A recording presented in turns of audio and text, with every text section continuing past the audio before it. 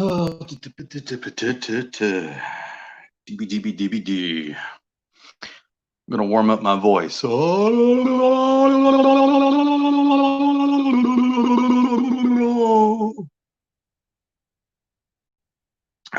Drink my Dr. Pepper. Getting ready for the night.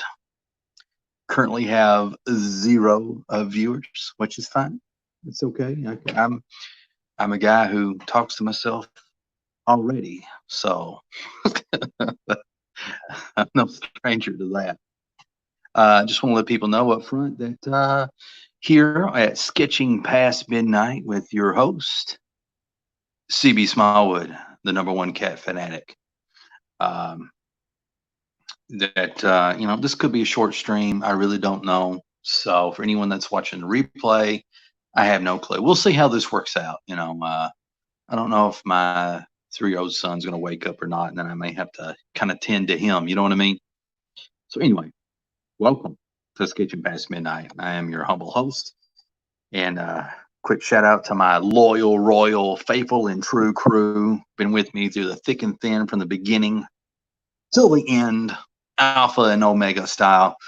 And what we're doing here today is we're working on a double-page spread. What are you doing, son?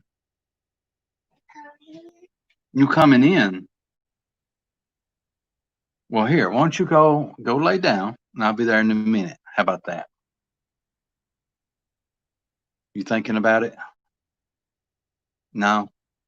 Well, you close the door. We'll live stream for a little bit, me and you, okay? Hurry, close the door, son. No, close the door. He's not going to close the door. He's going to do the opposite. So anyway, what we're working on today is a double-page spread for a 4-page Wildcat kind of short story thing. This can actually turn into a bigger story, and I plan on using these pages for a secret project. I usually got like 3 or 4 in the process for whatever reason. We'll see if any of these see the light of the day, because it all hinges on me getting done. And I just want to mention this, that last night I did this, and I was pretty happy with this. This Batman, I had sketched it out at the tail end of the broadcast. You can actually watch me do it in full if you watch yesterday's episode, Sketching Past Midnight. And one of the interesting things about it is when I first started out drawing it, I drew the head and the eyes, and it looked like a kind of like a really Dollar General version of something that Rob Liefeld would do. And that's not a knock against Rob Liefeld, because I happen to think he's a phenomenal artist. He's really great at what he does. And my only knock against Rob Liefeld is I just wish he would spend a little bit more time on his backgrounds. Invest a little bit more time on his backgrounds. But other than that, I'm a big Rob Liefeld guy. So anyway, let's take a look at this double-page spread. Let's zoom out here manually, old school. Kind of let you get a gander at everything. Kind of see the lay of the land. All right, so just take that in. So basically, what I'm doing here is I'm just kind of roughing in the backgrounds, and I'll get to that in a minute. We'll get started here soon. And I'm also adding more ninjas here and there, and I'm refining the look of Wildcat while also refining the look of this supervillain. Just give me 1 second.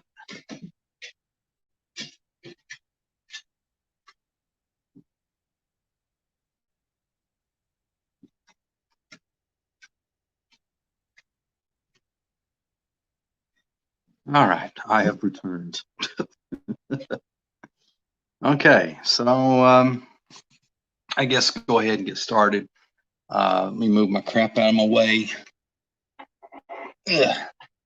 There we go. So I got plenty of space to move my paper, at least in theory. And let's go ahead and get started with the question of the day. And the question is this, for all of you that are watching in the replay and also live, which are 0 people right now. Question: what movie / movies do you think are overrated and underrated? So it could be either or both. It doesn't matter.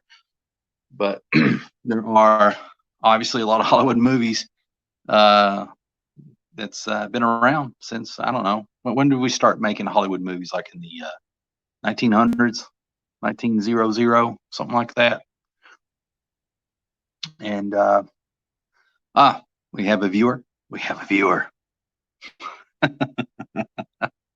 But here's the question of the day: what movies do you think are overrated and underrated? It could be either or both. It doesn't matter. And I'll get ready to get into that here in just a second. Let me focus on this. Let me turn my little light on here. See if that helps any with the camera. Probably not, but we'll see. So I'm looking at this rubble at this supervillain's feet, and I'm just trying to Jim Lee this a little bit. I think Jim Lee does really good rubble. I really like his rubble. I also like the rubble that Carlos Pacheco, I think that's how you pronounce his name. I love how he does his rubble. I'm not actually looking at any Jim Lee for reference on this. I did earlier in one thing off of Pinterest, and to kind of get a gander at what he does. He uses a lot of here. Let me hold this up where you can see it better. Got batteries here for some reason. I've always got batteries laying around. But Jim Lee always does a lot of light and shadow in what he does, and when it comes to the ground, well, especially in his like commission pieces where he's just like drawing with an ink pen and stuff. And so I'm trying to get that kind of feel for how he draws his ground and stuff.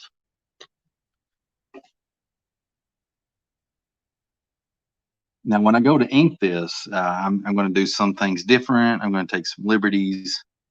I'm going to take them away. I'm going to take Lady Liberty and lock her up in jail. No, I'm just kidding. I'm talking about I'm going to take some liberties with the art. Do things differently than how I did them in the pencils.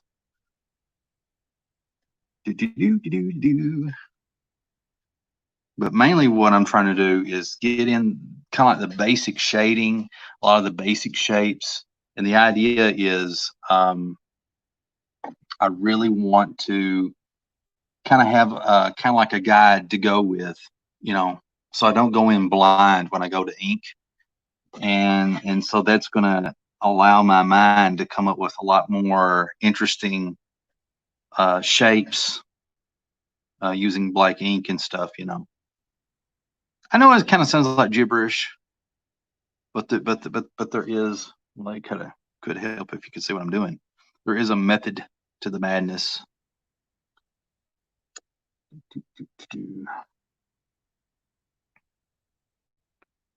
All right.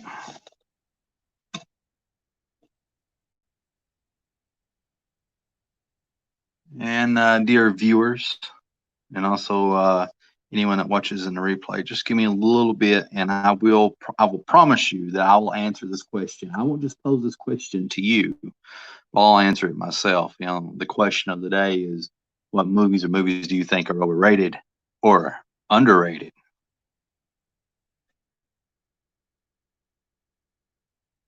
It's one of these things, and I say this a lot. It's kind of hard for me to kind of walk and talk and chew gum at the same time, in reference to drawing, because when you're doing stuff like this, it takes a lot of creative brain power, and then when you're basically talking by yourself to yourself and trying to put on a one-man show and trying to make it interesting, you have to also use a creative part of your brain. So something has to give sometimes.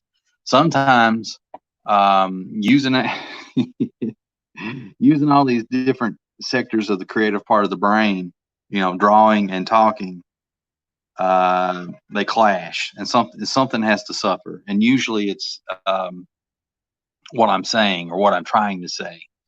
because to me the art's more important. No offense. I'm not liking this shading that I'm doing out here, so I don't know what I'm doing. You know what it is? It's that thing I was talking about. When you're doing like these one-man shows and you're trying to be creative, and so when you're talking, you're using a creative part of your brain when you're doing like a show, and then also when you are drawing. I think you're using pretty much the same kind of portions of the brain. But I'm getting better at it, at this mental gymnastics, at this creative flexing here.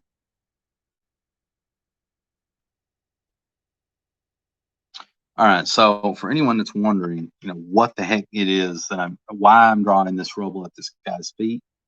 Let me zoom out here. So you can't really tell because I haven't started inking or I haven't drawn, finished kind of drawing things out. But this is happening in a town or something. There's a building here, and this guy has just kind of landed out of the air. He's been in midair and then crash landed into this ground, and it's like destroyed this blacktop. And I really need to get some reference for drawing the smoke, because that's one of the things I really want to work on. I'm going to have like smoke coming out of the rubble and stuff. And I think that's going to look really, really pimping when the time is right.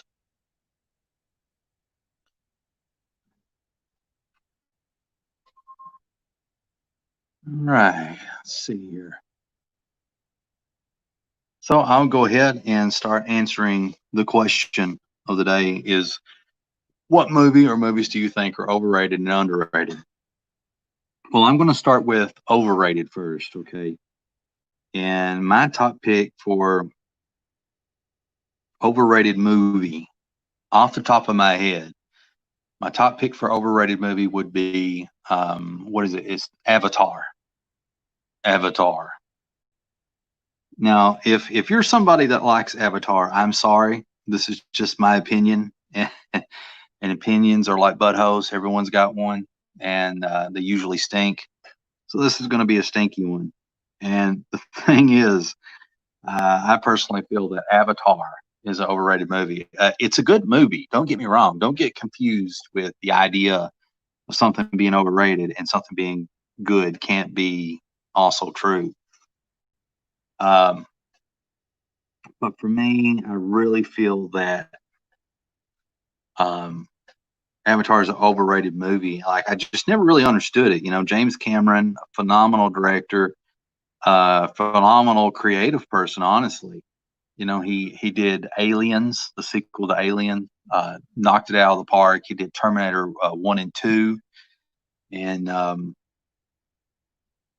gosh, he's did all kinds of cool stuff. He's a Captain Titanic. He's actually went down to the Titanic, done some documentaries and stuff like that. Parked his submersible on the deck of the ship. And he made the movie Titanic, which is a good movie. But I felt like the movie Titanic was, I prefer the black and white movie, which was like 2 or 3 of them of the Titanic. It's not A Night to Remember, is it? I can't remember. It's something like that. I prefer that one. And in that version, if that's the right title, the only thing I don't like about it is that they don't show the ship breaking apart. They show it sinking as one whole piece. But anyway, James Cameron's movie is equally as good, but in a different way. I just have my preferences. And anyway, James Cameron, that same guy, right? He did a movie called Avatar, and basically, Avatar. I'm losing train of thought here. I'm trying to Avatar. How can I do this without doing any spoilers? Just don't give me any spoilers, CB. Avatar is basically it's this alien world sometime in the future, right? And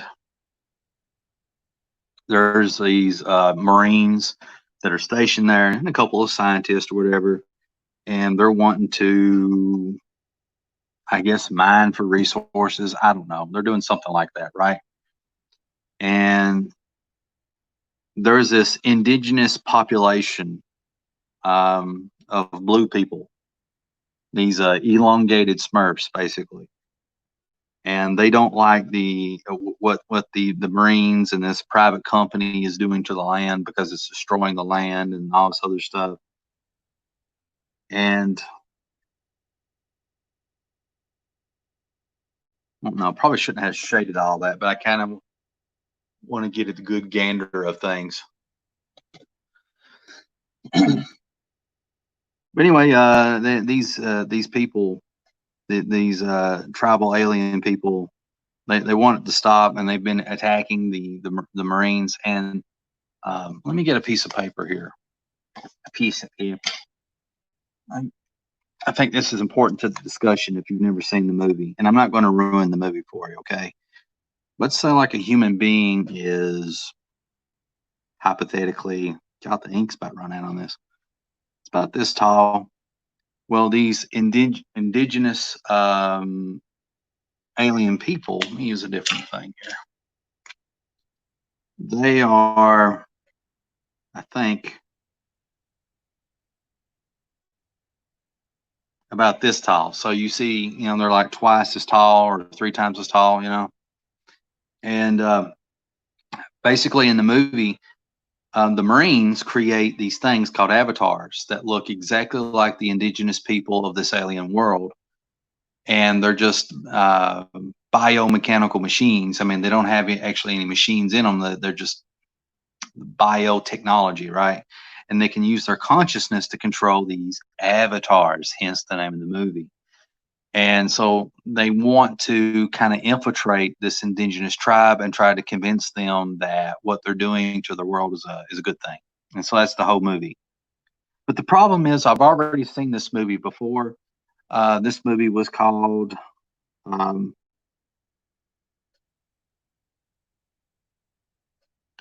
Fern Gully. I don't know if Fern Gully is a Disney movie or not, but we've seen this movie before. It came out in the 90s. It was a cartoon. Same concept, except for, a little bit of differences. Instead of giant blue people, it's, like fairies and stuff. And no, I don't mean the derogatory term, YouTube. Ease up. Jeez, relax. I am talking about the mythical creatures, okay, that live in forest and under things and that sort of thing. But yeah, and to me, I think Fern Gully was just a little bit more of an enjoyable movie because it had an awesome villain in it. And I just always felt that freaking Avatar was just an overrated movie. Like this thing like broke box office records and stuff like that. But the thing is, none of my friends talked about Avatar. You know, nobody I knew was like, "Hey man, did you get your Avatar movie? The Avatar movie's thebomb.com." I don't remember having any of these discussions. I certainly didn't. Maybe all my friends just watched it in secret. Maybe it's one of those things. I don't know. All right, give me 1 second.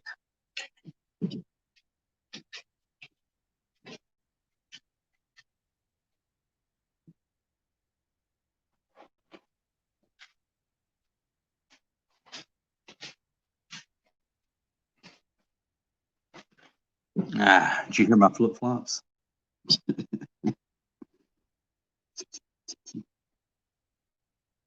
So I don't understand all the excitement and the praise for um, Avatar. It's just an overrated movie to me. It's a good movie. Don't get me wrong. I enjoy it from beginning to end. I'd watch it if it came on TV and stuff like that. But as far as like buying it, I wouldn't. I would not purchase that movie. Um, Let me think here.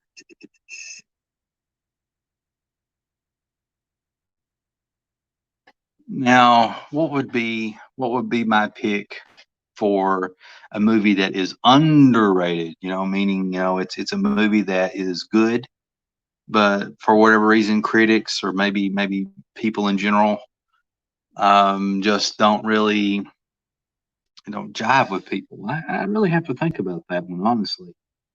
It's something they're going to have to contemplate really hardcore.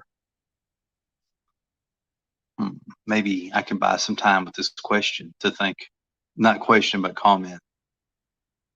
So the mighty Josh Baker writes, Dances with Wolves also. So he's saying that in reference to movies that are overrated. They get a little bit too much praise. So yeah, for anyone that disagrees with that, go to his YouTube channel and hate on this man. No, I'm just joking. Just kidding. Yeah, I enjoy Dances with Wolves. It's a good movie, just like how Avatar is a good movie. But according to Mr. J, he feels that it's overrated. And what would be the reason that would make that movie overrated? What is the element that could possibly make that overrated? I'm just throwing the questions out here, people. I don't know.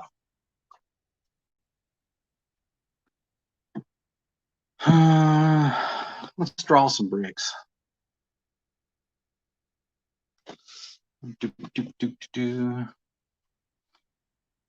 Mr. J says he's crying hysterically. That's what that's what that emoji means. He's crying hysterically.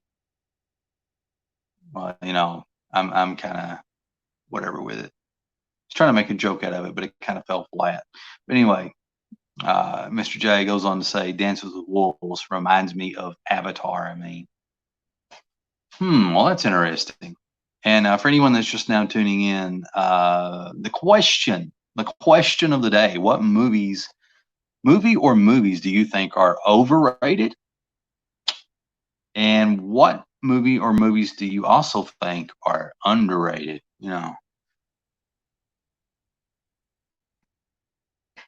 So right now what I'm doing is I'm just kind of slopping some bricks down.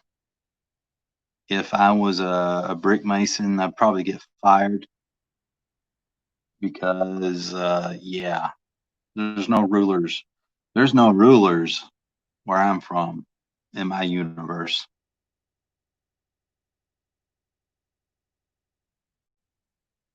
But I think, one of the things I like, I know you can't really tell. There you go. That helps a little bit, right? And I know everything looks really crude right now, but I promise you guys, I really do, that all this may look like crap at the moment, but it will look good when I'm done. I will make it look good. What I want to do is I want to make it look great. That's the thing. I want to make it look great. That's what I want to do. Dang it.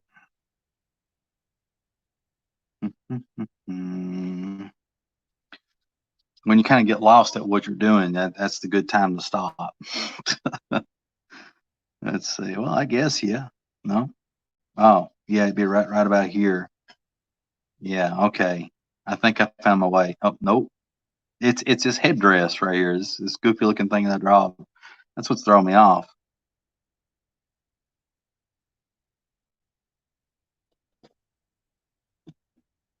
All right.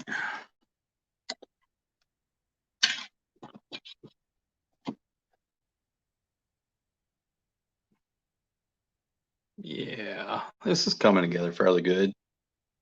I kind of fixed his legs a little bit better than how I had them last night, and because the pose was all, well, not for last, I should say, it was all wonky. And originally I had this Shawn Michaels pose, and if you ever watch professional wrestling, okay, if you ever watch professional wrestling, Shawn Michaels, what he does is he'll have like a bent leg, and then he'll have an outstretched leg going all the way out here. And that's how I originally had it. But then I just thought it was just too much.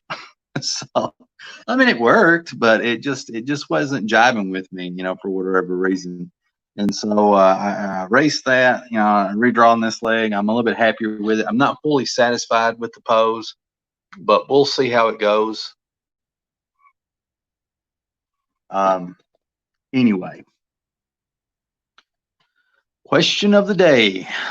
What movie or movies do you think are overrated and underrated? And for anyone that's just now tuning in, we now have officially 1 million viewers. If you believe that, then thank you. but what I picked was Avatar. For me, Avatar is an overrated movie, and I don't want to go through the whole big spiel again, because I don't want to bore people that's been watching from the beginning. But I just felt like Avatar is a good movie. It's worth watching and everything. I would watch it if it came on TV, but as far as like buying the DVD or buying it digitally or whatever, I just, I couldn't do that. Um, it just, I don't understand why it got all the praise that it did. Why everybody went gaga over it. I didn't know anybody, none of my friends and none of my coworkers at various jobs I ever worked at ever said, yeah, Avatar is the greatest. I think Avatar is the movie of the century. And did you know that James Cameron is making a sequel and it's going to be the greatest? I never heard anybody say that ever. That's usually the voice I make when I get excited about movies. What movie? What's the last movie I got excited about? There's a new movie. It's got this Australian guy in it. I can't not think of his name. I keep wanting to say Kirk Douglas, but Kirk Douglas is American and from a whole different generation. What is this guy's name? I'll think of it later. But he's a really good actor. I think he was in a movie called Beautiful Mind or something like that, where he played a professor or something like that. And he was basically, oh, I don't want to ruin it. That's a good movie. I'm not going to say anything anymore. But he had problems. Anyway, this same actor is in a new movie, and I can't think of what the movie's called. It's a play off the word triggered. I cannot think what it is, but basically it's a case of road rage. And this woman may have cut off this actor, whatever his name is, and he just wants an apology, and she just won't apologize. And so I'm really looking forward to that movie. I'm going to try to watch it in theaters. I'm gonna hug up to the to the bubonic plague. But whatever. All right, let me answer some of these comments real quick. Um, Good old Abe Sapien. Hey there, brother. I'm glad that you're tuning in tonight. Thank you very much. Mr. G is in the house. Yo, brother. I'm glad that you're here as well. I really, really, really, really, really, really appreciate it. All right, Abe Sapien has a pick for underrated movie. Underrated. A movie that deserves more praise than what it got. And his pick was the movie Brazil. The movie Brazil. Now, I'm trying to remember. Seem like, am I getting this mixed up? I might get this mixed up. Does it have the woman who played in Dusk Till Dawn, the Snake Lady? She's I've got my mind's full of pop references, but I cannot think of the particular names of things and stuff like that. So you have to forgive me. But is she like the lead in that? And she's like standing on a balcony. She's like not a queen, but like a, I don't know, something. Hmm. Well, we'll come back to that. Yun's can help me out on that later. I think I can get my movies mixed up. There might be a movie called Argentina or something like that. But I'll look that up. Let's see. The Lion's Den. The Lion's Den. I'm glad you're here. Thank you, brother. Overrated MCU Spider-Man, not accurate to the comic. Overrated. That makes me hate it, even though Spidey is my favorite superhero. Yeah, I hear you on that. The newer Spider-Man movies. Well, I don't know about the last two. I'm going to be honest with you, and this is going to be bad to say as a big, huge former Marvel fanatic. I didn't watch the last two Spider-Man movies, like the Far From Home or whatever. That's on my bucket list to do. But I trust my friends' opinions on movies and stuff like that because we've got kind of a hive mind. We think a lot alike. We think a lot alike. There we go. And they never said that the movies were bad or anything like that, but they did have a few problems. Um, I enjoyed Sam Raimi's take on Spider-Man, and I thought that was fairly faithful overall to the Spider-Man to the MCU. Um, I really enjoyed, and this actually got a lot of buzz. Was the animated Spider-Man movie, and I can't remember what it's called, but it featured the other Spider-Man, not Peter Parker, but Miles Morales. Is that his name? Featured him, and it was really good, wholesome animation, and it featured all the different Spider-Mans from different alternate realities, including ours, Peter Parker, and I thought that was good, and that got a lot of praise. And when I actually sat down and watched it, it's like, oh well, yeah, this actually is pretty good. It's just it had that spirit of the Spider-Man that we all know and love in one way or another. Both Miles Morales or whatever his name is, and our Peter Parker. I don't want to say any more on that because I don't know if he's watched it or not. I don't want to ruin it. Um, Mr. J has come out of the woodwork to help me, and the name of that movie is Into the Spider-Verse. Into the Spider-Verse. Yes, thank you very much. Let's see. Um, Abe writes in response to this right here. I was asking about the movie Brazil. I was trying to figure out what he was talking about, and I think this is in response to that. I could be wrong. That it's a trippy '80s movie. So let me, if you ends up giving me underrated movies that I've not seen, then I can even see what I'm writing. You can't see what I'm writing either. If I can't see it, you guys definitely can't see it. Brazil, '80s movie. Well, it might not be an '80s movie, but it may, whatever. Whatever. I'll check that out later, or try to anyway.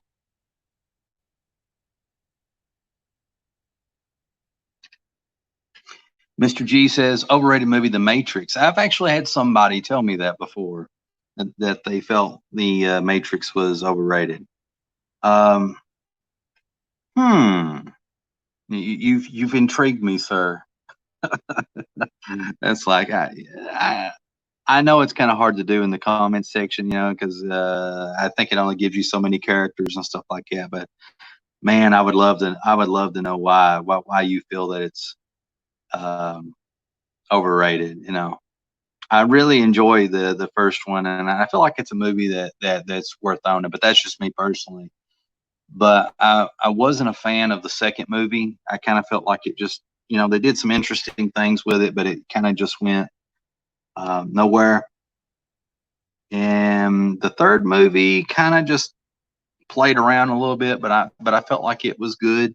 I, I especially like the whole um, mech suit battle between the machines and the humans.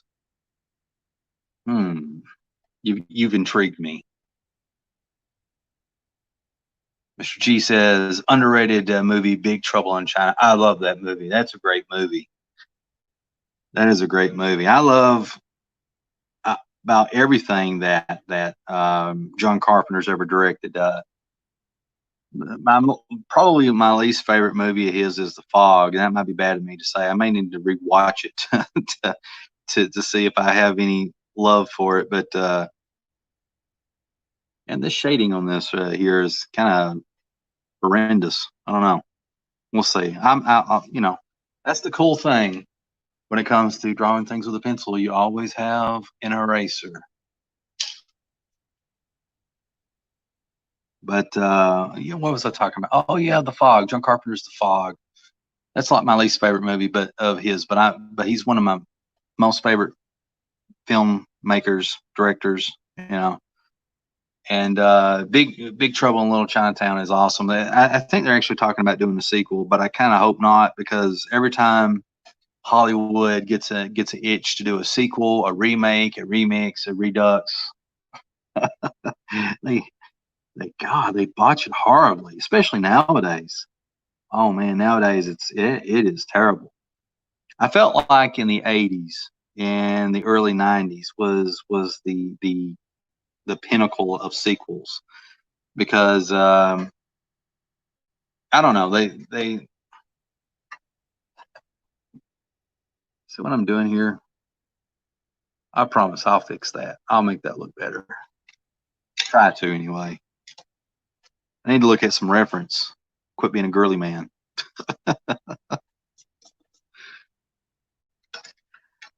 You know what?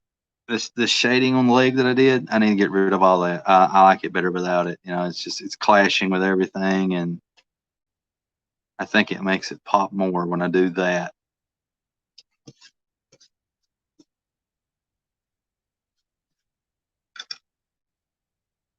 Let's see.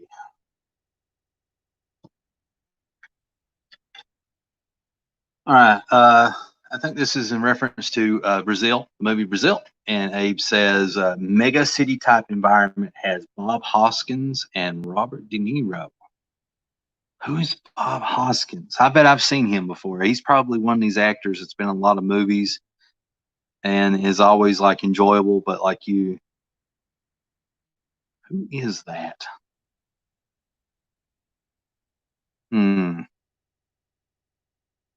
Mega city type environment. Yeah. You've really piqued my interest with this, Abe. Sorry, everybody, that I'm getting quiet. I'm getting into artist mode. I'm going out of DJ and radio mode. I'm getting into art mode because I'm really trying to focus. I really ain't done much of anything this last little bit. Come on, camera, focus where they can actually see what the heck I'm drawing. It's just not going to cooperate, is it? I think I'm going to focus on this ninja right here. I think that would be fun. Abe says the animatrix was great. Yes, it is. You know, here's the cool thing about the Matrix. Uh, the Matrix to me is sort of like the unofficial um, sequel to Terminator. Now, some of you be like, CB, well, you know, it's crazy. You're stretching. No, no, no, no, no, no. Hear me out. Hear me out.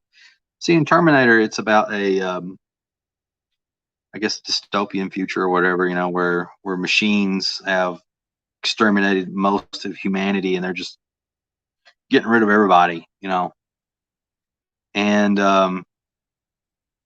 and so in that future, you know, they're still fighting the last remaining humans, and they're declaring supremacy, and they've launched like they already launched like nuclear warheads against all the other different nations of the world.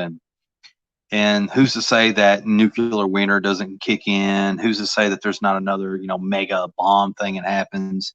And so if that is the scenario, if that is the case, then that sets up the Matrix, because these machines, these same machines, the Terminators and Skynet, would probably logically, you know, want to find a power source, you know. So they're going to use the nuclear option, continue to do that, but at the same time, you know, they probably were using the sun for a little while, just as it was in the Matrix, as another power source, and then they shifted over to, like, you know, just using humans. And why would they want to keep the humans alive after trying to exterminate them for so long? My argument for that um, is there's a lot to learn from humanity, you know.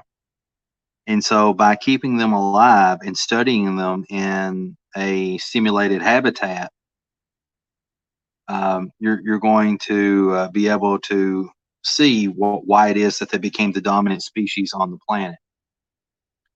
And yeah, That's just my thing. But animatrix is really cool. I really like I like all of it. They had different stories. They actually showed the battle between the humans and the machines in the animatrix.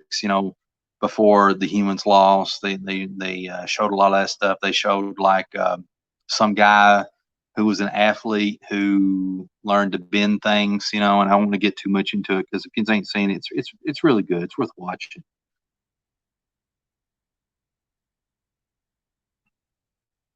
I'm just kind of slopping down this shading. I wonder if I can bring a slide in where you can see it better.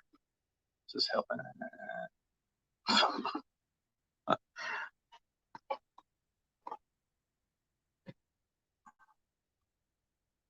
All right. Abe says Bob Hoskins. He's the guy that was in Roger Rabbit and Super Mario Brothers. That. Oh wow. Okay. Yes. Yes. I knew it was going to be one of those actors. I knew it. I didn't know it was going to be him, but he's one of those actors that you've seen and in other stuff, and you just kind of, for whatever reason, don't learn their name. Like at I can't remember his name. point point made, I guess. Dean Stratton, wherever that guy was in Aliens and Escape from New York stuff. So that's pretty cool. All right, thank you, sir.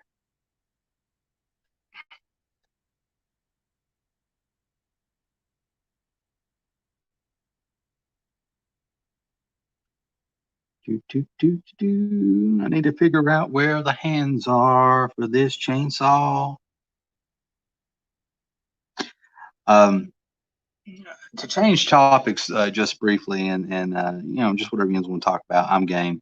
But I just found out today that a really good guy, an artist by the name of Dan Fraga or Fraga, and you know I'm really bad with last names, but Dan Fraga, he had a YouTube channel called Couch Doodles, and he was really starting to build some good momentum with it and stuff like that.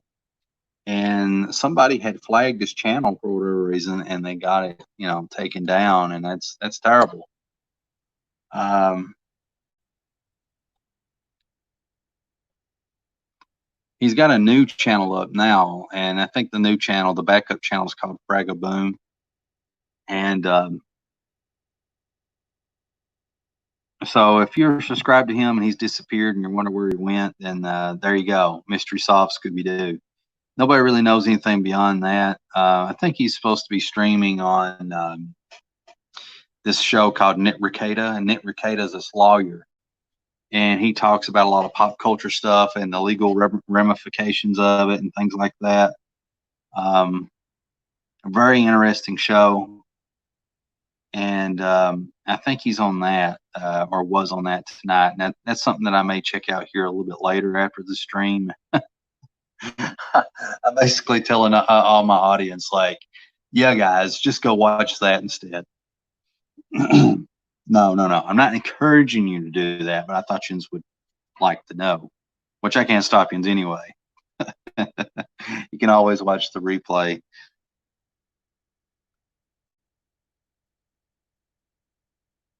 I'm being kind of cautious about what I'm drawing right now because I really need reference for this because I want to make sure that my chainsaws, because in the other two pages that I drawn, I could get away with some things because the ninjas were kind of in the background a little bit here and there.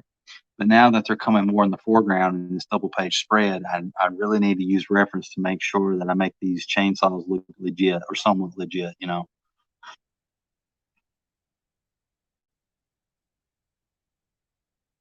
I don't want to get too carried away. I'm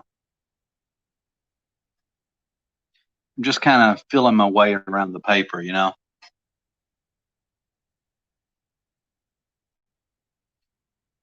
Feeling my way around the paper. Gonna sing you a song. It's gonna be wrong, 'cause I made it up off the top of my head.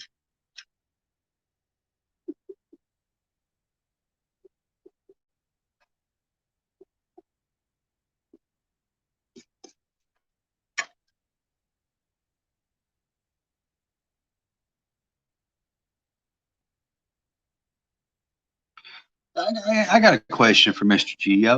One time I'm here trying to shade these spikes or whatever and mangling the whole thing. Unless I'm mistaken, let me get back up here to it.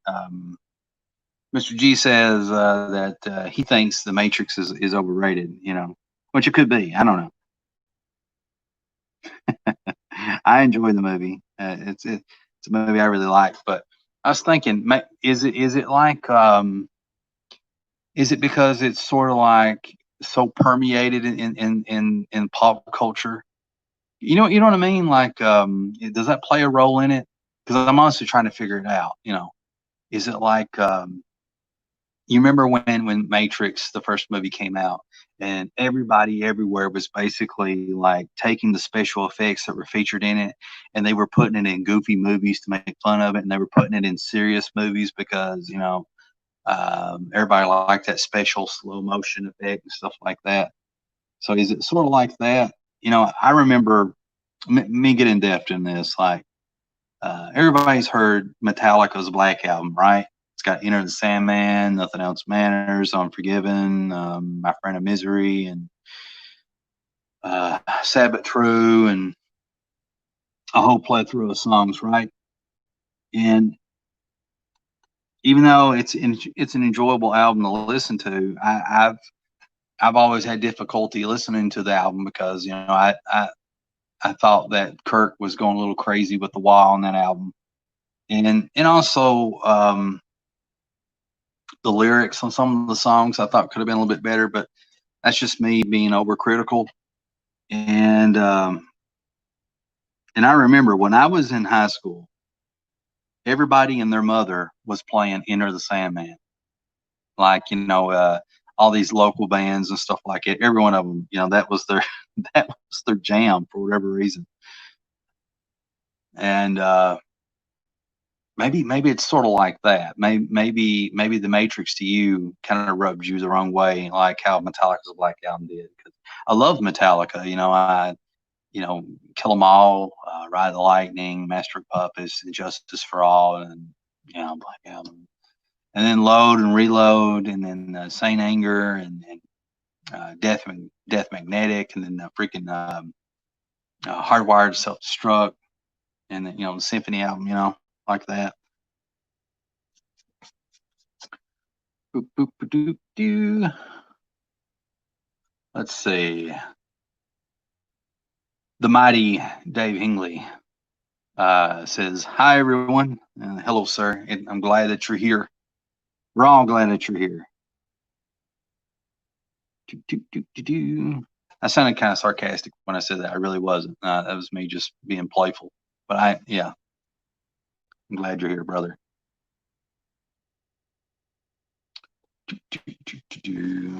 Question of the day as I'm mangling this drawing. And I'm sorry that I'm getting quieter and quieter because I'm really having to think about what it is I'm drawing because this is starting to get closer in the inking stage.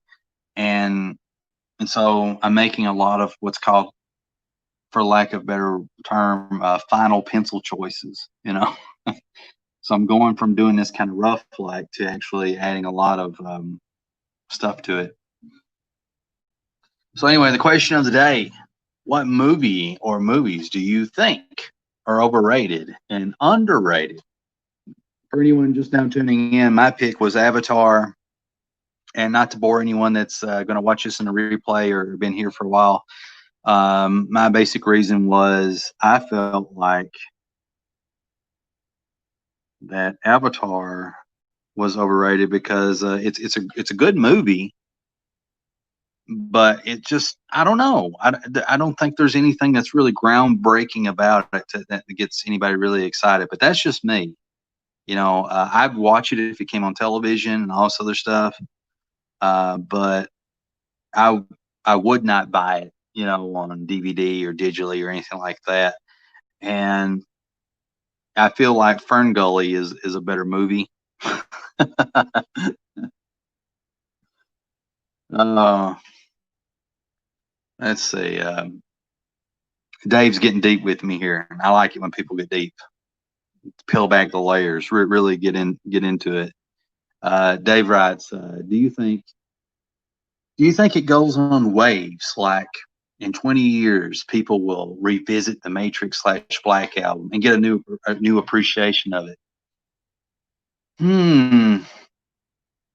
Hmm. That's a good point. I'm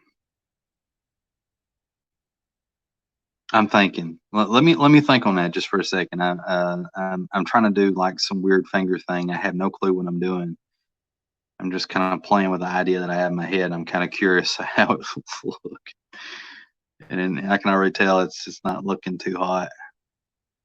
Uh, yeah, this stuff right here is going to get erased. I'm going to tell you right now. Hmm.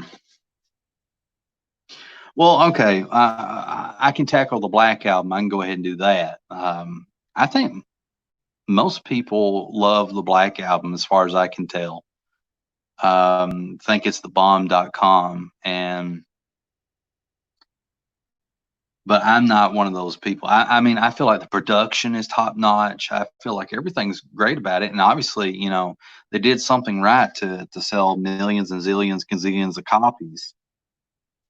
Um, but I think in context to the question that you're asking, hypothetically, in 20 years from now, will people still think that the Black album is the bomb.com? I don't know. Um, because I feel like Hardwired to Self Destruct, the last album that they came out with, was an album that really got into it combined all the best elements of everything that they've ever done. It's got a dash of Kill 'Em All in it. It's got a little bit of Ride of Lightning and Justice for All. Like you can hear the Kill 'Em All type of influence on the very first song, Hardwired to Self Destruct. You can hear the load and reload influences on various songs, such as bum, bum, bum, bum, bum, Dream No More, and um, whatever that one song is. Is an ode to Lemmy Kilmister. I can't think of it. No, can't think of it offhand. Born to Lose. Yeah, and that's got a load and reload influence to it. And just kind of pulling this up so you can kind of see it.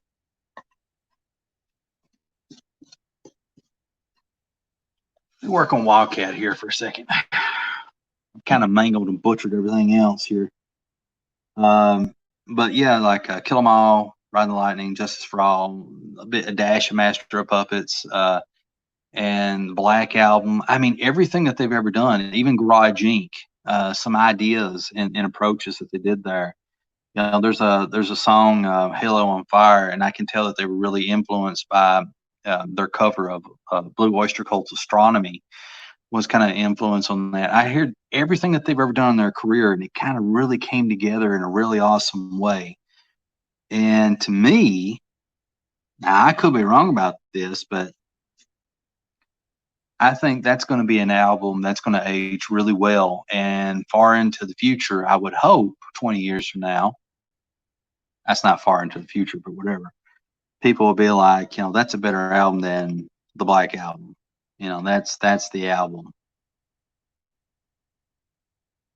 Because it managed to satisfy people that like the mid tempo grooves, while also satisfying a lot of the old school Metallica fans. And that's not an easy feat to do. And so, but the question is, as far as like the Black Album, will people still be gunzo over it? And I don't know. I don't know.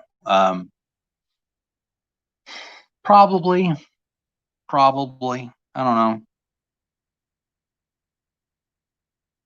I don't feel like it quite deserves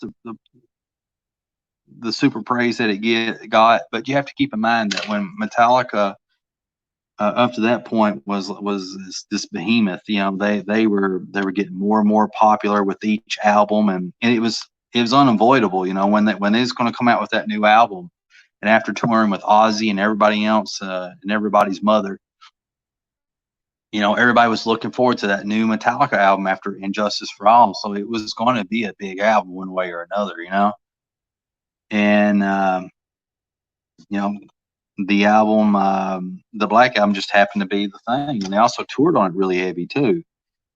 But to be fair to anyone that would argue different, they're going to say that it had these it's a very mid-tempo type of album that allowed regular folks who are not into metal or thrash to really enjoy it, in the same way the layperson enjoys AC/DC, which I love AC/DC, or like AC/DC's Back in Black album, at least. And then the other thing is talking about the Matrix. Will the Matrix 20 years from now, will it age well? I think, yeah, I guess. Yeah, I suppose so. I mean, I don't see too many. Some of you may have to help me out here, but I don't see too many loopholes, plot holes, or anything like that in the first Matrix movie. It looks pretty solid. I think the thing that's going to hurt the Matrix in the future is the new generation of kids that's coming up. And these new generation of kids that's coming up, they're going to watch movies that were inspired by the Matrix. And what they're going to end up doing is they're going to think Matrix is a ripoff of these newer movies or something like that, you know. And I don't really have much hope for the newer generations because I swear that they seem to be getting dumber and dumber. No offense to anyone that loves the new generations of kids that are coming about, but they really are. They're a special breed, very self-serving, but there are exceptions. There are some good kids out there that's coming up in this wacky doodle world that we're in that can think for themselves and be rational and non-emotional and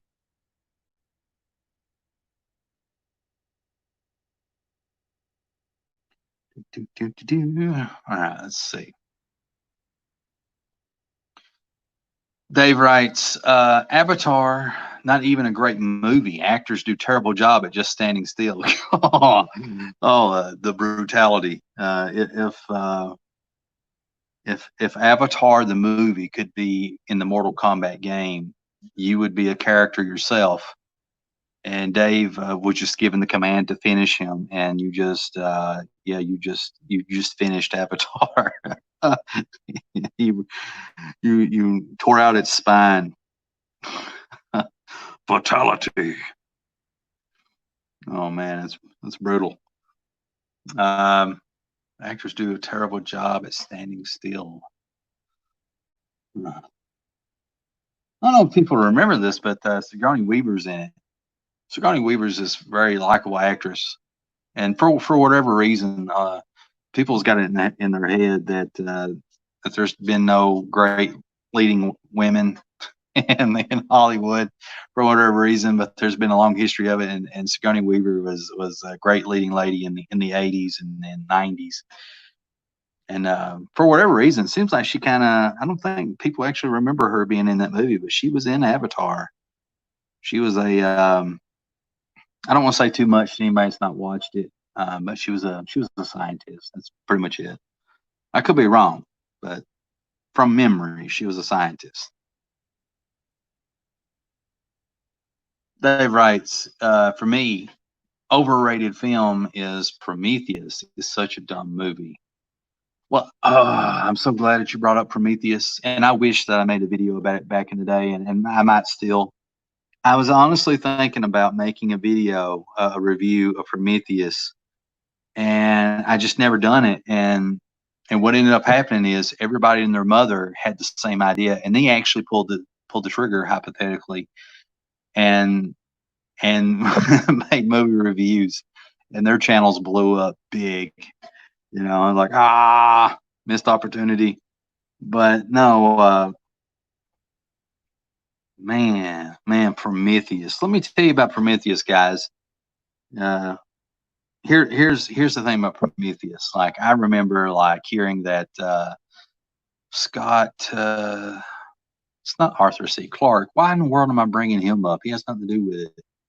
Scott something. Who is the guy did the first Alien movie? Who is the guy who did the Harrison Ford future movie that I can't think of the name of? I am a terrible host, but whatever it is, that director, the guy who directed Gladiator. Man, I'm not liking this tear here. Let me fix this. I need to make it more interesting because now it looks like one of those cut up tires that they used to do back in the day to put like it's like a southern thing. Like you would take a tire and then you would cut it out and then you would put potting soil in it and put flowers in it, and so I have like these jagged edges or whatever. And yes, there we go. I've made it a little bit less like that and a little bit more interesting. Pat myself on the back, give myself a Stanley No prize. I'm sure he won't mind. Dave to the rescue. Thank you, sir. Ridley Scott. Ridley Scott. By the heavens. Oh, man, I wish my mind would work better. It's getting worse and worse as time goes on. But Ridley Scott, the director of Prometheus, of Alien, of that had Harrison Ford in it, and I think Gladiator and a couple other things. I keep wanting to say Futurama, but that's so retarded. You see the problem with my mind. I'm idiotic. I struggle. But anyway, Ridley Scott, director of Prometheus. I'm really glad that you brought up the original thing about Prometheus being overrated and stuff. Anyway, let me get to the point that I was trying to make. I remember watching it in theater and thinking, this is terrible. It just, the movie got worse and worse. Now, if anybody has watched Prometheus and you really, really enjoy it and stuff like that, I'm happy for you. I'm glad that you enjoy it and that you get value out of it or anything like that. But for me personally, somebody that is a stickler on plot holes and on the ability to suspend disbelief, that movie really, really bothered me on multiple levels. Abe Sapien to the rescue. Ridley Scott directed Blade Runner. Thank you. Blade Runner, for crying out loud. Why can't I think of these things? Thanks again. But anyway, so I remember when they were advertising for it, they used that sound effect. Wah, wah, that very scary sound effect. And they just showed like the whole preview was like 10 seconds or something. And it showed you a little bit of outer space stuff. And people were hinting that this was a prequel to Alien, but everybody at the studio was like, this is not an Alien prequel. This movie is a standalone thing, okay? But it is Alien prequel. And anyway, so the point is, let me shade this in, even though I have no reason to. I went and watched it in theaters, and I've watched it several times later. I will say, though, even though I have problems with the movie, I do enjoy it. That movie had the potential to be something really special. And it was ruined. You know, it had one or two writers who wrote for the television series Lost, which I really enjoy Lost. A lot of people have problems with Lost. But anyway, Ridley Scott had one or two script writers for the television series Lost actually doing the script writing for Prometheus. And originally he had planned on doing one movie. And he had a rough idea of what he wanted to do and stuff like that. But then the script writer, one of the script writers from Lost, put it in his head like, well, we can do this in 3 movies. He's like, well, that sounds great. We'll do this in 3 movies. So that's what kind of happened. And you can tell when you watch that movie, when you watch Prometheus, you can tell that initially it looked like they was going to try to make a self-contained movie that told a good little story, little sci-fi story, horror, cosmic horror story. And then you can kind of see where midway that they kind of like decided that they were going in a different direction. There was just so much wrong with that movie. Now, some of you that's not watched it, and I'm going to try my best not to ruin anything for you because I think you should watch it. Other people would disagree. Other people would say, go ahead and ruin it for them. But basically, Prometheus is about a bunch of people who decide that they're going to go to outer space because they saw some cave drawings that were pointing to a certain bunch of stars. But the problem with that is you can literally pick any the star pattern that they saw in these cave paintings were so obscure and general that it could be literally like any space system that you can think of, you know. And so to spend like millions and billions and trillions of dollars to go to where this astrological chart that was put by cavemen, when scholars can't even agree on some cave drawings on what they mean and stuff like that. And this is, see, right away the movie starts on a bad note, on a little bit of, you know, hurting your ability to suspend your disbelief. Look at this eraser. What's gone wrong with it? For those that don't know, and I'm not trying to criticize anybody because I'm no better than no one else, there's a movie term called suspend your disbelief or whatever, and it's basically when you're watching a movie, you know that movie that you're watching is a work of fiction. You know that these are actors, that this is something created in Hollywood, yada yada yada. But when you go to the movies, when you read a comic, when you read a book or whatever, you want to get immersed in it and you want to forget that it's a work of fiction and allow yourself to suspend your disbelief. But Prometheus, for me, is one of these movies that, let's say hypothetically, in an alternate reality, Arnold Schwarzenegger makes is in the movie Predator, and you're watching the movie Predator, and all of a sudden, Arnold Schwarzenegger turns to the camera and goes, "Hey folks, thank you for watching my movie. This Predator over here, come here, Predator, come over here." And then Predator walks over there. This is my best friend Steve, and Jean-Claude Van Damme. Jean-Claude Van Damme played Predator, and say hi to everybody. Take your mask off. Let everybody see your face. You know, and then he's like showing his face. Yeah, we're making a movie called Predator. Thank you for buying a ticket and for watching the movie. I really appreciate it. and can you imagine spending 30 minutes getting invested in Predator, and then all of a sudden in the middle of the movie they pull something like that, and it pulls you out of the movie, and you're no longer emotionally invested. Well, Prometheus has a lot of moments like that, and it's not because so much of somebody being breaking the third wall, fourth wall, whatever. It's largely because there's just a lot of dumb stuff in it. There's another example.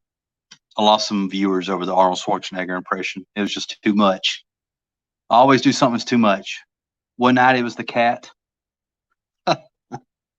Another night, what was it? I was talking about something as a taboo subject. I can't remember what it was. And now Arnold Schwarzenegger, I lost my audience. But anyway, Prometheus has a lot of things that I felt like personally that were kind of dumb. That broke my suspension of disbelief. Like there's a one moment where the scientists, they're in this alien world in this ancient relic, and they find alien life, and they get all cutesy with it. They get all cutesy with this alien life, and they're encouraging it to get up and close, and they're wanting to pet it and stuff. Listen, there is, well, there might be some scientists nowadays that would behave like that because a lot of people are extremely unprofessional.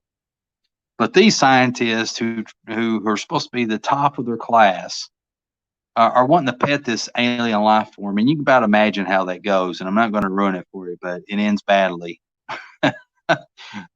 Don't pet strange things that you don't know what they are. You know, that you've not even studied, that you have not even observed them in the wild or anything like that. You know, my goodness, you know, it's stuff like that took me out of the movie. A lot of people had problems with Therese. what is her name? She's blonde-headed and blue-eyed. She's from South Africa. I can't think of her name. Theron. And her and this other girl, they're like running, and there's a big alien ship that's going to fall on them, and they're like running in a straight line. A lot of people had a problem with that. But that was like the least of my worries with that movie. There was just so much. They had a medical bay that only treated male patients. You mean to tell me in the future they're not going to have a medical bay that can treat both male and female patients? You know, that just seems absurd to me. There's a lot of things like that. Now, some of you might be saying that's kind of nitpicky. But, you know, when it comes to science fiction, I think science fiction folks are more nitpicky about stuff than anybody else, because science fiction basically has science in it, and then it just goes a step further into hypothetical things that could happen. But if the underlying science is not somewhat sound, then science fiction fans can't really get behind it, you know, because we're nitpicky like that, you know. Modern science fiction movies border more on the action side. You know, they fill them full of action. There's nothing wrong with that. But that's not a true blue science fiction movie. Science fiction movie is a thinking man or woman's game. You know, I don't know. I'm not going to say much more. But that movie was a big disappointment for me. I felt like I'm sorry I left your comment up there forever, Dave. I figured if anybody watches it on the replay or tunes in later, that they won't know what the heck I'm talking about. So I kind of left it up there so they have a clue. But anyway, I had high hopes for that movie because the premise of it was I thought was pretty good. It's interesting, but it was just very, very poor execution. You know, the rough plot of it was good. Just everything else just kind of, I don't know, it just is bad. Bad.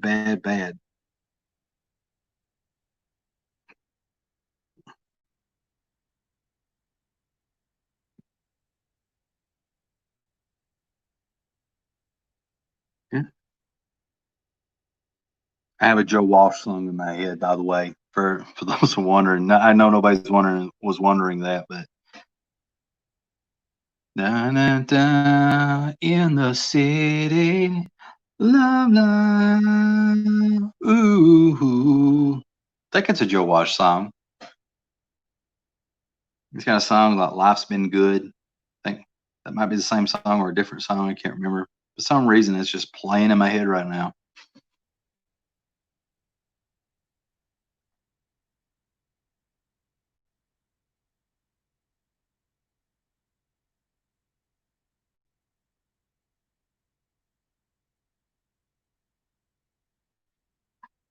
Well, I think, you know, in me drawing this tonight, I think I made Wildcat look a little bit better, so I'm happy with that. This rubble will look pimping when it comes time to ink. At least I got a few more details down, but I'm not happy with. It's not there yet, and I think what I'll do is, you know, uh, I think, I think what I do is, you know, when I'm off camera, I'll get my references out, and then I'll be a little cheater here, you know, and I'll make it look good, and everybody be like, "Oh, CB, you're the greatest artist ever," and yeah, I'm a cheater, pumpkin eater. But I want to do a good job. I want it to look good. You know what I mean? I don't want to slob on my knob like corn on the cob. I have no idea what that means, what I just said, but I threw it out there. Let's see. Dave writes that Arnie impression kills. Brilliant. Yeah, it killed my audience. I had a lot. I went from like 1 million viewers down to 500,000. Kills my soul. I have good moments though with my impressions. I really do. Like every so often, where I do like a dead-on impression. But then usually what happens is somebody will ask me to do an impression on command, and it's terrible. I bomb like no other, and I sound nothing like what I'm trying to impersonate. I used to do this. Well, it sounds kind of vain if I say it, but I'm going to say it anyway. I used to do this kind of hilarious Sean Connery impression. I actually wanted to make YouTube cartoon animations on it. I don't know. It's got a lot of cussing in it. I don't know if I should do it, but it's really good. So, I don't know if I can do the good, because now I built it up now. Now I've made it a thing, and so now I can't live up to the standard that I put out there. But once I get in practice of it and do good, the Sean Connery thing is pretty hilarious.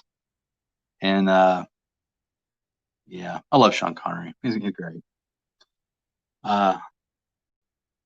Abe says, Dream Helmet. Dream Helmet. Oh yeah, yeah. That was in Prometheus, right? And basically, I don't want to ruin it for anybody, but Soren, or at the beginning of the movie, everybody had these dream helmets on, and there's a guy on the ship. Don't want to ruin it for nobody. Just kind of being vague here. He's able to look at your dreams, and that's a good point. The dream helmet didn't really bother me that much, but for the sake of being nitpicky, it does kind of make sense why that would irk people, because why would you care what somebody's dreaming, when they're in cryostasis? You know what I mean? What is the point? Like, if they have a bad dream, you're going to wake them up? Are you really going to wake them up?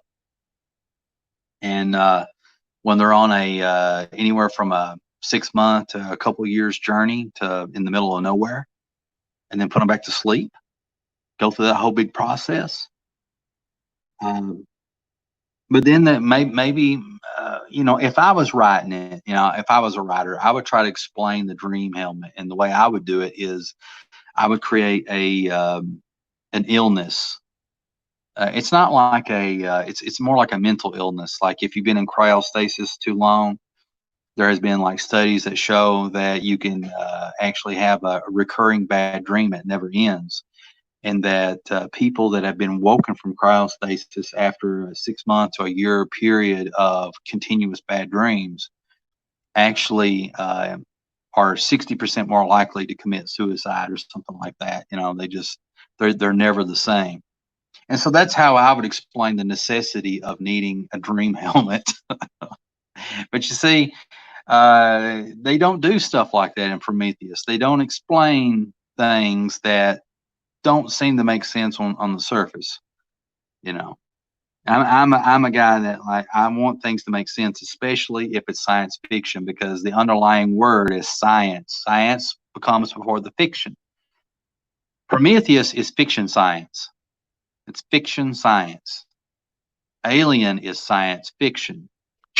There you go. Put that on a t-shirt. I came up with that.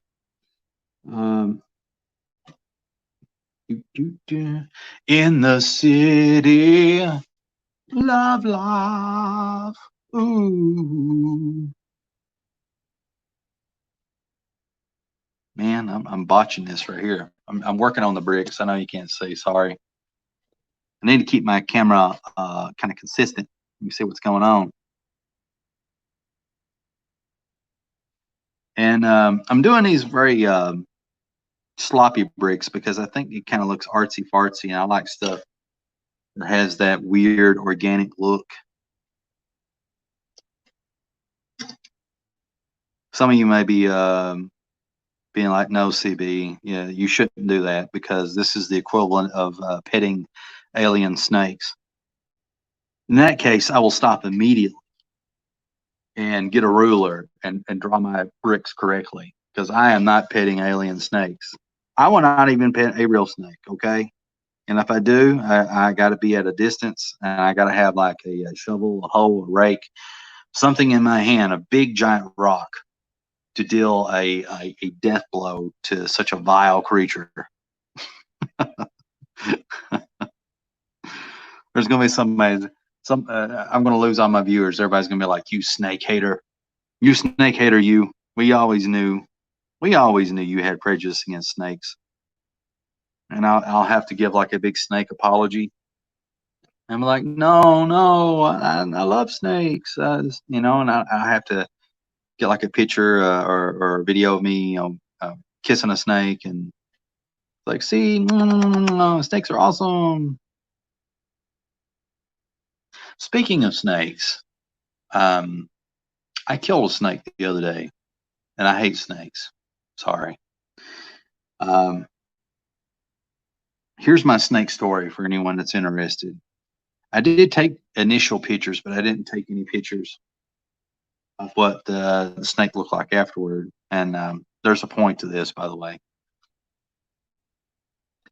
But one night, I was outside my house. It's about 9 o'clock or whatever, and because it's summertime, it don't get dark till like 8:30 or something like that, and it hasn't gotten fully dark yet, but it's kind of dark outside.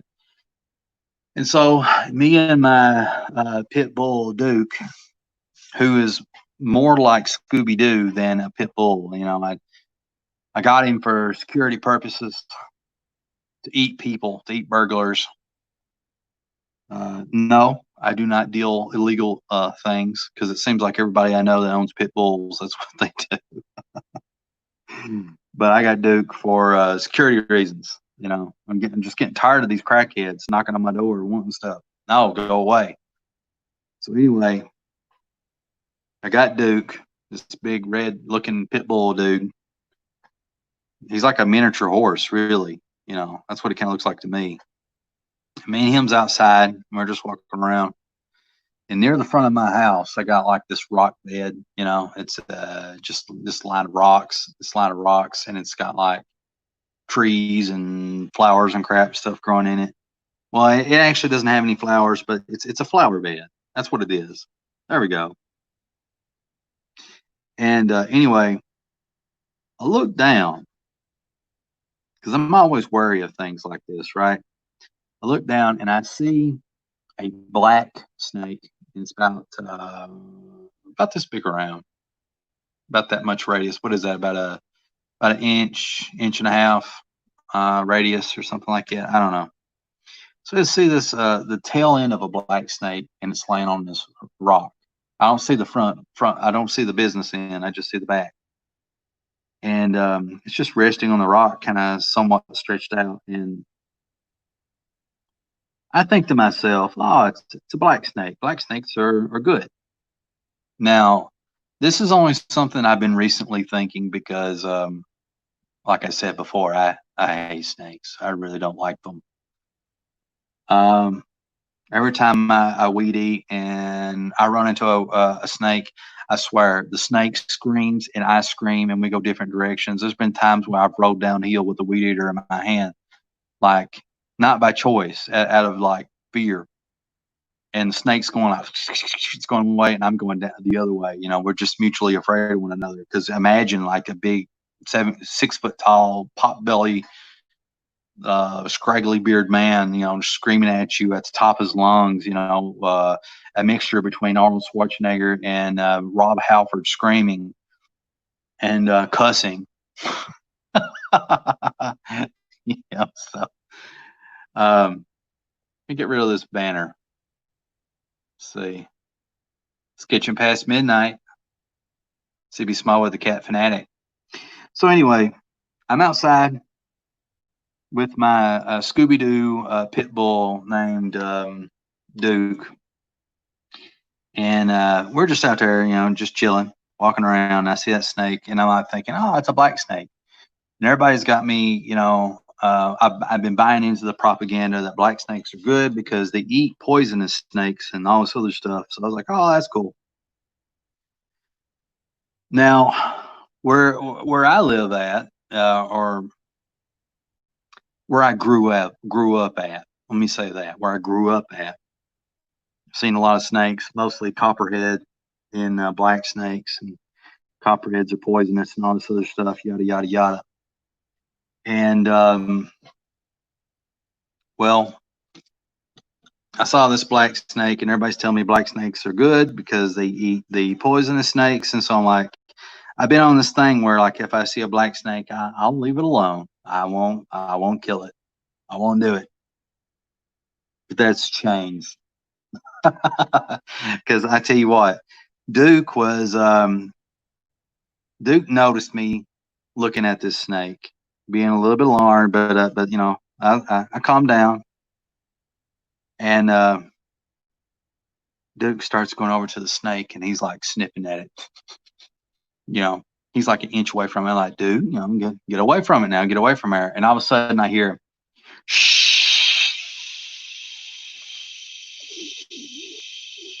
You know, I'm not doing a really good impression, but you get the idea. It's a rattlesnake. I have never seen a black rattlesnake, but that's what was going down. Okay, and so been remodeling the house and stuff like that. So one of the first things I did, I was trying to find something to kill this snake with. Um, for anyone that's a snake lover, I'm sorry. It's not my thing.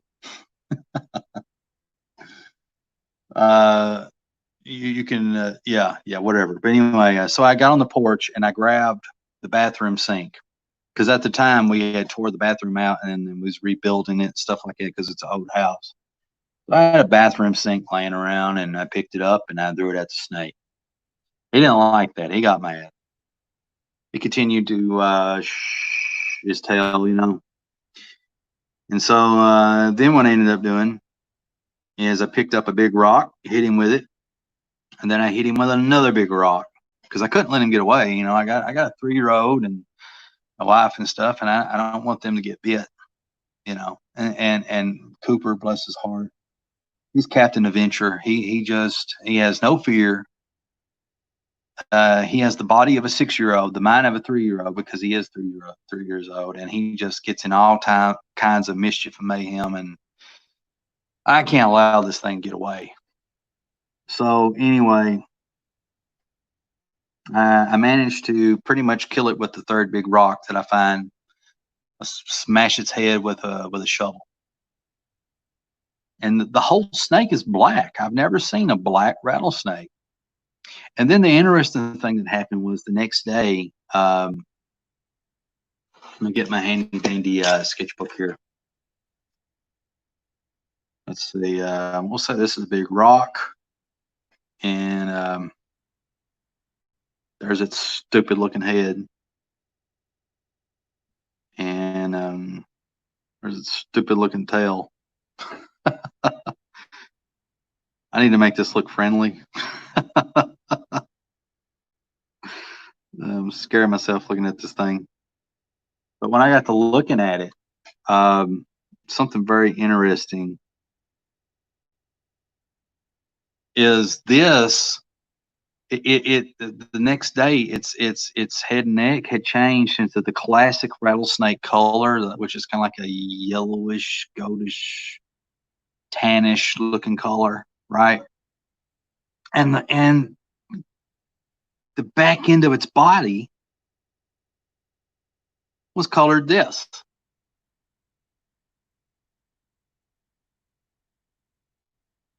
That is insane. I did get a picture of it the next day, you know, but I did that night, and that night the whole thing was this color, you know, with a flash and everything, you know. Ain't that crazy? Ain't that absurd?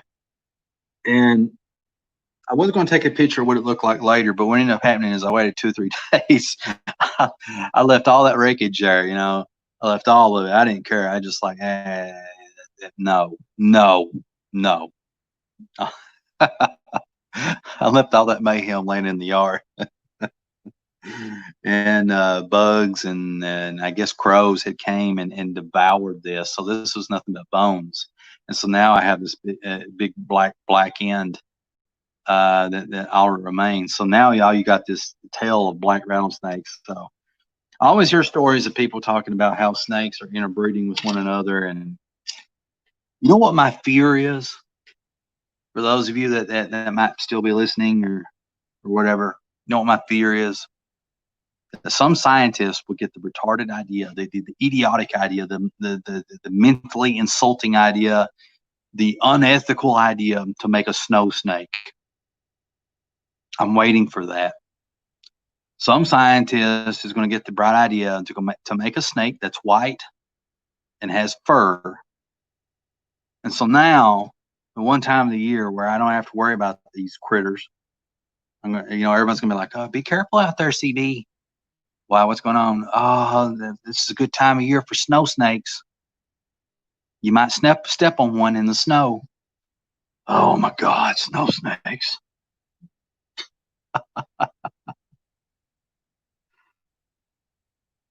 Oh man, I'm sorry if I'm boring you all. I thought it was interesting. I thought it was mildly entertaining, maybe, possibly.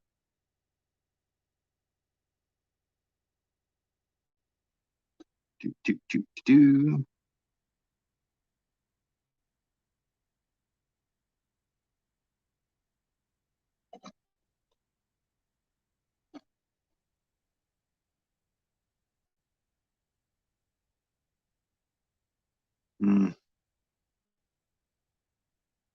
Okay, maybe. Heck, I don't know. All right, let me zoom out, and then I'll give my parting thoughts, and we can all have a good day, a good night, or good whatever. Here's what it kind of looks like right now.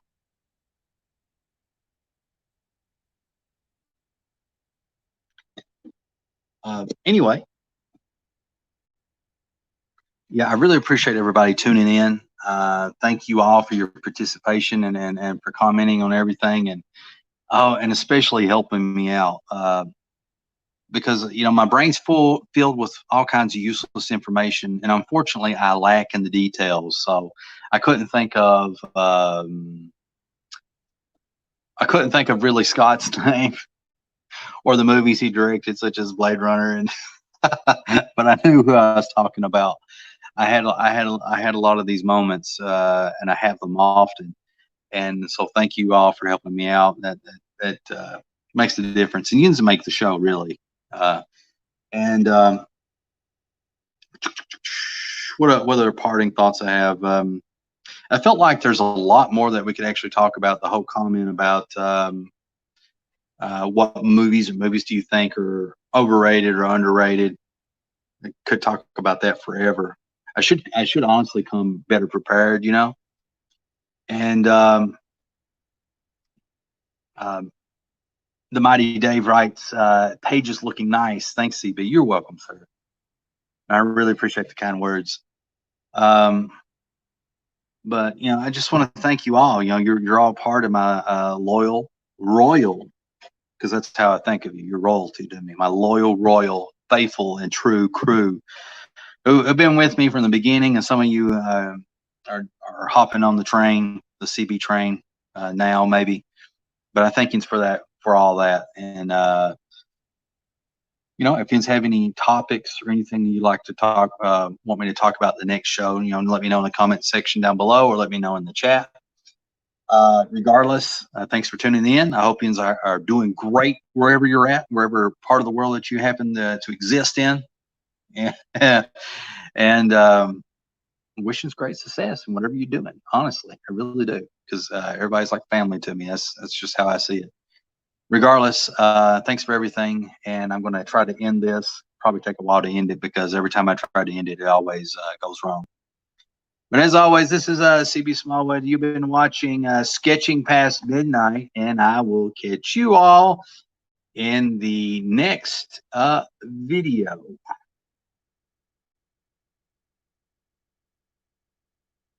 This is the end of the show. I'm doing my end of the show dance. I don't have any outro music, so you gotta like what I'm giving you. Yeah. Looks like I'm gonna have to end this manually again instead of hitting a button. That's what I'm gonna do. Bye, y'all. Do.